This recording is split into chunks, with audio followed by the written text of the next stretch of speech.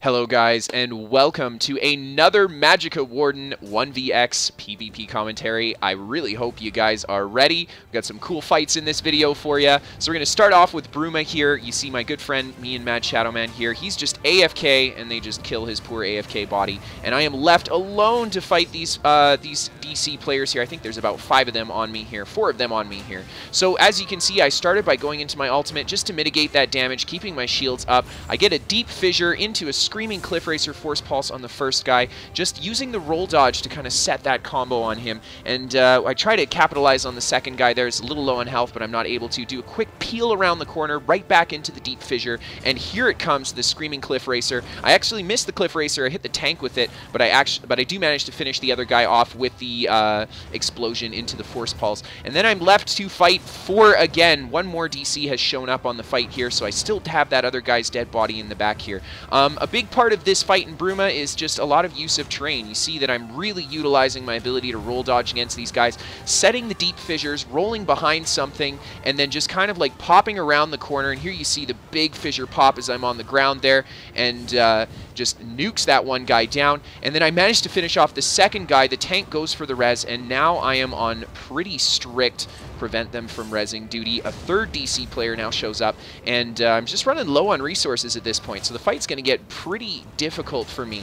As you can see, my pools are a little empty, and this guy is just tenaciously going for that res. He's got a whopping 35 KHP, I think, so tons of hit points. He's wearing Bloodspawn as well. He's got his armor buffs up, sword and board. He's going to be so hard to kill, and he seems absolutely determined to res his friends here. So as you can see, I'm just trying to get as many interrupts off as possible on this guy to keep him from rezzing the stack of dead guys there. These two guys in the back here, they kind of just are beating on me. They're not rezzing at all. The tank decides he's now going to go on the offensive against me. I get a super great interrupt on that Templar there as he's going for the Radiant Destruction, and I finish him off there. Now here's where I make the big mistake in this fight. As you guys can see, I focus on the last remaining guy and allow the tank to res another player, and this is where the fight really goes bad for me, because that second res is just going to result in more and more opponents getting up, and it's going to be very, very difficult for me to capitalize at this point. My Magicka pool already is like pretty hurting, and then the worst of the worst happens. They both go for the res at the same time. I take a Dragon Leap and don't have the stamina to break,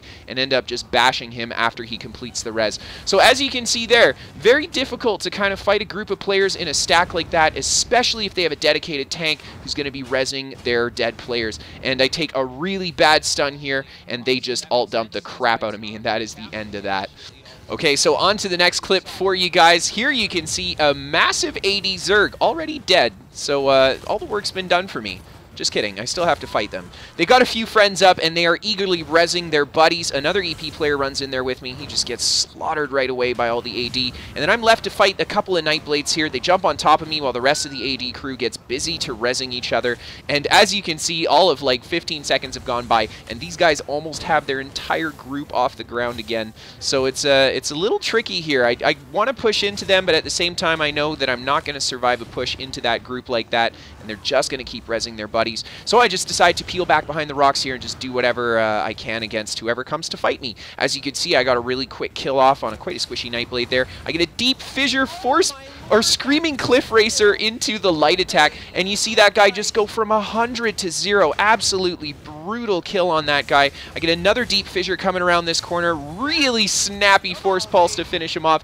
There's just a great combo there to burst this guy down. And then I'm just kind of left. I got one AD player up at the top there, just kind of like beating on me with Force Pulse, but as long as I keep my shield up and make sure, yes, that beautiful interrupt to keep him from rezzing, as long as I keep my shields up, I should be okay to take that damage. This Templar here kind of like goes off for the res. He's a lower level player. The game lags out a little bit, and he ends up taking all the damage at one time, a little bit after I'd used the attack. This Templar here goes for the res. I go for a heavy attack into the bash. I've got the deep fissure into the Screaming Cliff Racer Force Pulse, just about nuking him down. He drops to like 5% HP and just quickly heals himself up, the Magicka Templar life. And at this point, my friend Mad Shadow Man has come to help me fight these guys. There's so many of them.